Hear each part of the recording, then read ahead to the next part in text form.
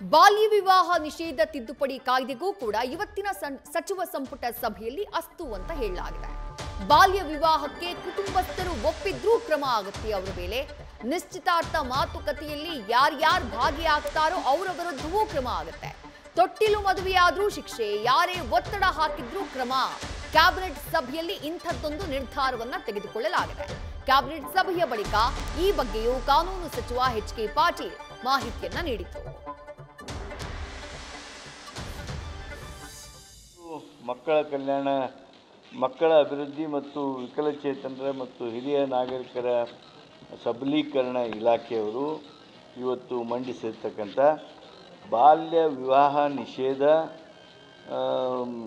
ಕರ್ನಾಟಕ ತಿದ್ದುಪಡಿ ವಿಧೇಯಕ 2025ಕ್ಕೆ ಅನುಮೋದನೆಯನ್ನು ನೀಡಿದೆ.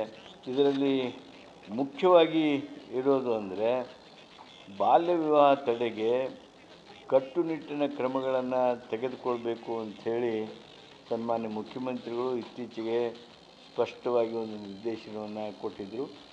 ಈಗೇನಿತ್ತು ಕಾನೂನಿನಲ್ಲಿ ಅಂದರೆ ಬಾಲ್ಯ ವಿವಾಹ ಮಾಡಿದಾಗ ಮಾಡೋರಿಗೆ, ಸಂಬಂಧಿಸಿದವ್ರಿಗೆ, ಆ ಗುನ್ನೆ ಮಾಡೋರಿಗೆ ಅವ್ರಿಗೆ ಕ್ರಮ ತೆಗೆದುಕೊಳ್ಳೋದಕ್ಕೆ ಅವಕಾಶ ಇತ್ತು. ಆದರೆ ಈ ಬಾಲರನ್ನು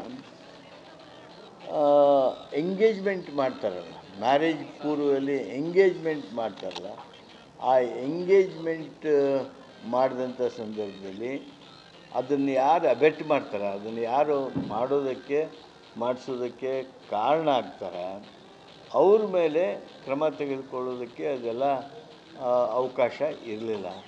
ಅಂಥ ಅವಕಾಶಗಳನ್ನು ಇದರಲ್ಲಿ ಮಾಡಿಕೊಡೋದ್ರ ಮೂಲಕ ಬಾಲ್ಯ ವಿವಾಹವನ್ನು ತಡೆಗಟ್ಟೋದರಲ್ಲಿ ಮತ್ತೊಂದು ರೆಡಿಕಲ್ ಚೇಂಜನ್ನು ಮಾಡಿದ್ದೇವೆ.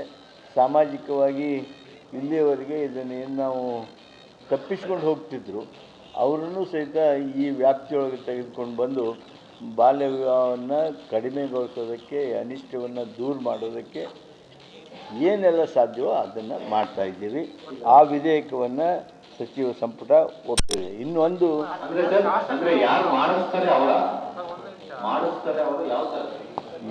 ಮಾಡಿಸ್ತರು ಹೂ ಆರ್ ಅಬೆಟರ್ಸ್. ಒಪ್ಪಂದ ಮಾಡಿಕೊಂಡ್ರು ಕೂಡ ಅವರಿಗೆ ಶಿಕ್ಷೆ ಕೊಡಬೇಕು ಅಂತ ಇದೆ. ತುಂಬಾ ಕಡೆ ತೊಟ್ಟಿಲು ಮದುವೆ ಅಂತಾನೆ ಮಾಡ್ತಾರೆ.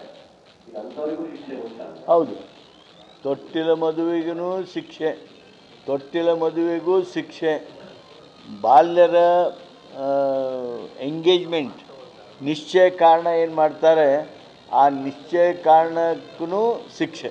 ಆದರೆ ನಿಮ್ಮ ಶಾಸಕರ ಒಬ್ಬರು ಬಾಲ್ಯ ವಿವಾಹ ಮಾಡೋದಂತ ಮೇಲೆ ಕ್ರಮ ಕೈಗೊಂಡಿದ್ದಕ್ಕೆ ಅಧಿಕಾರಿಗಳ ಮೇಲೆ ಹರಿಯಾಗ್ತಾರ ಸಭೆಯಲ್ಲಿ. ಡೀಟೇಲ್ಸ್ ನಮ್ಮ ಪ್ರತಿನಿಧಿ ಹರೀಶ್ ನೀಡ್ತಾ ಹೋಗ್ತಾರೆ. ಹರೀಶ್, ಬಾಲ್ಯ ವಿವಾಹಕ್ಕೆ ಸಂಬಂಧಪಟ್ಟ ಹಾಗೆ ಇಂಥದ್ದೊಂದು ಕಠಿಣ ಕಾನೂನಿನ ಅವಶ್ಯಕತೆ ಇತ್ತು. ಇದ್ದಂಥ ಕಾನೂನನ್ನ ಮತ್ತಷ್ಟು ಬಲಪಡಿಸಲಾಗಿದೆ. ಡೀಟೇಲ್ಸ್ನ ಕೊಡ್ತಾ ಹೋಗೋದಾದ್ರೆ ಹರೀಶ್. ವಿದೇಶಿ ಇತ್ತೀಚೆಗಷ್ಟೇ ಕೂಡ ಬಾಲ್ಯ ವಿವಾಹ ಅಲ್ಲಲ್ಲೇ ಕೂಡ ಸುದ್ದಿ ಆಗ್ತಾ ಇತ್ತು. ಸೊ ಸಹಜವಾಗಿ ಕೂಡ ಬಾಲ್ಯ ವಿವಾಹಕ್ಕೆ ಪ್ರೇರಣೆ ಆಗುವಂತಹ ಸಂದರ್ಭ ಸನ್ನಿವೇಶಗಳು ಕೂಡ ಸಾಕ್ಷಿ ಆಗ್ತಿದ್ವು ಅನ್ನುವಂಥದ್ದು ಕೂಡ ಸಾಕಷ್ಟು ಚರ್ಚೆಗೆ ಗ್ರಾಸ ಆಗಿತ್ತು. ಈ ಹಿನ್ನೆಲೆಯಲ್ಲಿ ಇದನ್ನು ಗಮನದಲ್ಲಿ ಇಟ್ಟುಕೊಂಡಿರುವಂತಹ ರಾಜ್ಯ ಸರ್ಕಾರ ಇಂದು ನಡೆದ ಸಚಿವ ಸಂಪುಟ ಸಭೆಯಲ್ಲಿ ಮಹತ್ವದ ಬಾಲ್ಯ ವಿವಾಹ ನಿಷೇಧ ತಿದ್ದುಪಡಿ ಕಾಯ್ದೆ ಕೂಡ ಈಗ ಒಪ್ಪಿಗೆಯನ್ನು ಕೊಟ್ಟಿರುವಂಥದ್ದು.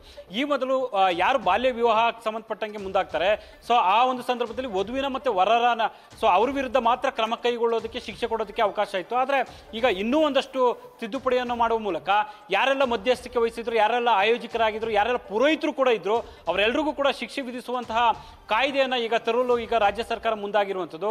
ಸೊ ಯಾರು ಮಧ್ಯಸ್ಥಿಕೆ ವಹಿಸುವಂಥದ್ದು ಅಂದರೆ ಬಾಲ್ಯ ವಿವಾಹಕ್ಕೆ ಸಂಬಂಧಪಟ್ಟಂಗೆ ಪ್ರೇರಣೆ ಕೊಡುವಂಥದ್ದು, ಅಥವಾ ಯಾರಾದರೂ ಕುತ್ಕೊಂಡು ಮಾತುಕತೆ ನಡೆಸುವಂಥದ್ದು, ಮತ್ತು ಪುರೋಹಿತರು ಕೂಡ ಕುತ್ಕೊಂಡಿರ್ತಕ್ಕಂಥದ್ದು, ಪುರೋಹಿತರು ಭಾಗಿಯಾಗುವಂಥದ್ದು, ಮತ್ತು ಯಾರೆಲ್ಲ ಸಂಘಟಕರಾಗಿದ್ದಾರೆ, ಆಯೋಜಕರಾಗಿ ಒಂದು ಬಾಲ್ಯ ವಿವಾಹಕ್ಕೆ ನಿಂತ್ಕೊಂಡು ಮುಂದೆ ಬರ್ತಾರೆ, ಸೊ ಅಂಥವರ ವಿರುದ್ಧ ಕೂಡ ಕಠಿಣ ಕ್ರಮ ಕೈಗೊಳ್ಳುವಂಥ, ಶಿಕ್ಷೆ ಕೈಗೊಳ್ಳುವಂಥ ನಿಟ್ಟಿನಲ್ಲಿ ಈಗ ಕಾಯ್ದೆಯನ್ನು ತರ್ತಾ ಇರುವಂಥದ್ದು. ವಿದ್ಯಾಶ್ರೀ, ಥ್ಯಾಂಕ್ ಯು ಹರೀಶ್ ತಮ್ಮೆಲ್ಲ ಡೀಟೇಲ್ಸ್ಗೆ. ನ್ಯೂಸ್ ಫಸ್ಟ್ ನಿರ್ಭೀತಿಯಿಂದ ನಿಮ್ಮ ಪರವಾಗಿ.